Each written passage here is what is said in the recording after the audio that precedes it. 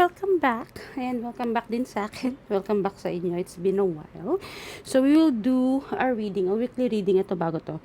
We'll do a weekly reading for September 22 to 28. Ayan siya. So, hopefully magawa ko to weekly and I'm planning to do it weekly. So, medyo update lang. So, magbabago tayo ng mga uploads, which is, I'll try weekly or at least bi-weekly and monthly. Tapos, ibabalik natin yung tulad ng ginagawa natin dati na per sign. Kasi, napansin ko na kapag sa isang video, lahat nandun, wala masyadong nanonood. Ayan siya. So, yep, life update as well. Kag-graduate ko lang din ng Mysterium PH. So, tarot class siya dito sa Philippines by Robert Rubin. Ay, nakakatapos ko lang. So, dalawa na yung certificate natin for tarot, which is, una is yung Tarot Page Philippines and now is Mysterium. And I am actually getting another course with Mysterium, which is Intuitive Awakening. And, ayun, mag-graduate tayo today, Sunday, September 22. Ayan siya. But I don't have the certificate yet. Siyempre, wala pa kasi hindi pa tapos. But ito yung mga certificates ng Tarot Page as well as Mysterium. And, ayan. Yan yung ating life update. So, yan. It's been a while. So, ayan. Ngayon, ang gagamitin nating deck is the Good Tarot and the Wisdom of the Oracle. You know me na kapag nag-upload ako, so always meron tayong oracle sa end. Ayan siya. So, same thing. May mga magbabago lang sa reading natin because syempre may mga bago tayong natutunan. So, we have to also update kung paano tayo mag-reading, di ba? So, again, this is for September 22 to September 28. Diba? Meron akong calendar dun. So, September 22 to 28. So, this week. So, again, isa-isa siya per sign. And please, do support my pages. May mga, since, di ba na-update ko kayo na hindi nagana yung, nawala yung dati kong Facebook. So, gumawa ko ng bagong page, which is I am Martin Tarot. And also, yung Instagram ko, from Queen Nak, pinalitan ko din siya ng I am Queen Nak Tarot. So, nagpalit lang tayo ng name. Para naman hindi tayo masyadong Queenie eme. So, ayun. So, yes. Tara, let's go ahead and read. Okay, so sa mga may Aries, Sun, Moon, and Rising. Ayan, so mga Aries na pinanganak ng March 21 to April 19. So, this is your weekly reading. Ayan, i-shuffle lang natin yung deck.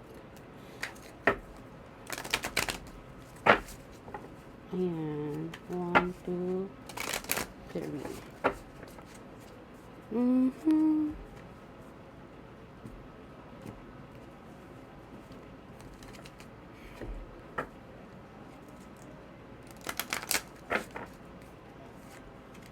Hindi ko alam kung nakikita nyo.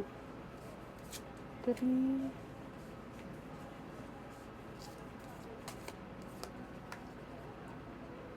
4.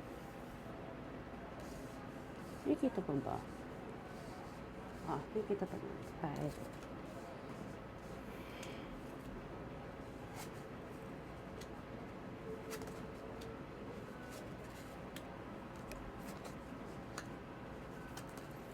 Okay, ayan siya. So, for this week,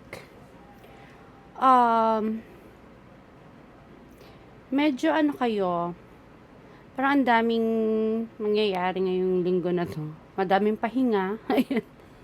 And more on air kasi is para siyang yung may mga bagay-bagay ka na pag-iisipan na gagawin sa passion mo siguro. Maybe sa passion mo. Na feeling mo it's a dream, pero you have to think.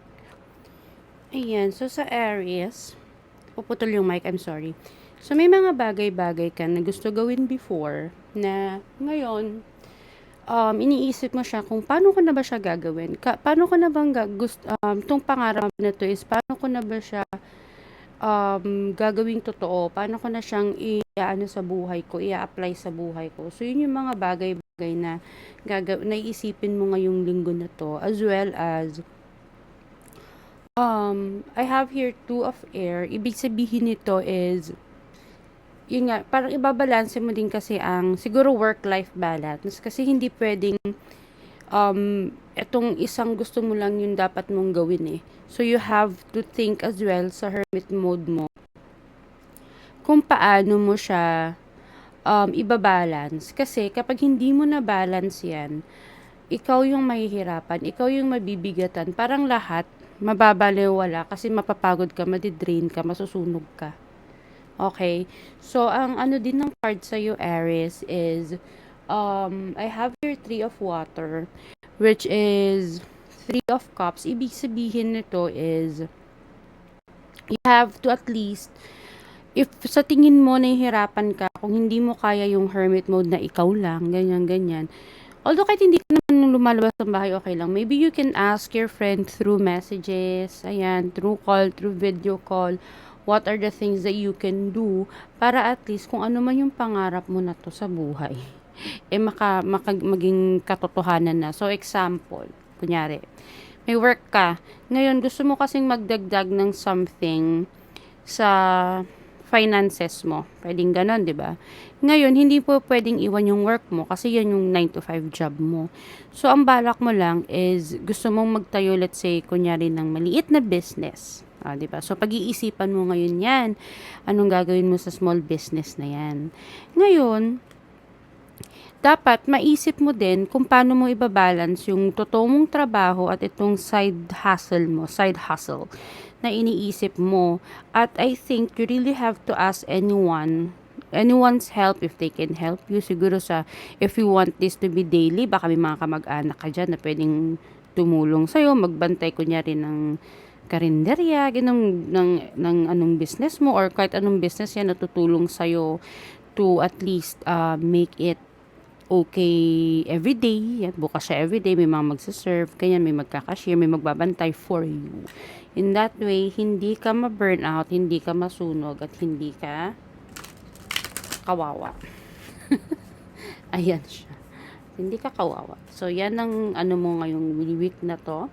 And ayan, for you kasi the time is ticking na. So parang you have to do it right now kasi magpapasko na. Kahit sino naman tao kailangan nila ng extra income kasi magpapasko na, my dear. So kailangan natin ng pera, lalo na yung mga kunyari mga pangregalo natin sa mga kids, ganyan. Kailangan nating umern ng extra para may pambili or pwedeng magtitinda kayo ng pangregalo ng mga tao, ganyan. So, you really have tao. You really, kailangan mo ng maraming tao or mga kaibigan na tutulong sa'yo. In that way, hindi ka mahirapan. So, ayan, that's for Aries, Sun, Moon, and Rising for this week. 22 to... Ay, nakakalimutan ko yung date. Basta ayan, ngayong week na to. So, yan siya. So, ang title ng inyong card reading is TikTok. Charot. Paano pagbalansehin? Hindi ko lang kung anong title na maganda. But again, this is about balancing life. Mag-isip na lang ako ng Tagalog na title na yun. Balancing work and life. And another work. Ganyan siya. Ganyan siya technically. So, ayan, that's all for me. Thank you so much sa mga may Aries, Sun, Moon, and Rising. Thank you. Bye-bye. Ayan, so, thank you so much. And sa mga hindi maganda yung reading, I'm so sorry. But, again, may free will tayo to believe or not. Nasa inyo yan. Or may mga pwede tayong gawin para hindi siya mangyari. Nasa inyo din naman yan. So, buhay nyo yan. Bahala kayo if you wanna believe or not, or if you wanna do something about it. And of course, again, please do subscribe sa ating channel. That's Nak Martin. And also, yung bago kong Facebook page, I am Nak Martin. Tarot. And yung Instagram ko, yung Queen Nak, pinalitan ko na po ng Nak, or I am Queen Nak. Ay, no, I am Nak Martin Tarot. Ayan. Parang yung nasa likod ko. Sige, tanggalin natin tong ating signs. Yung binabasa. Ayan. I am, ay, dapat pala nakaano. Pero ayan siya. I am Nak Martin. Hindi ko alam. Hindi siya, naka-mirror. I'm sorry. So, yeah. That's all for me today. Thank you so much. Signing out.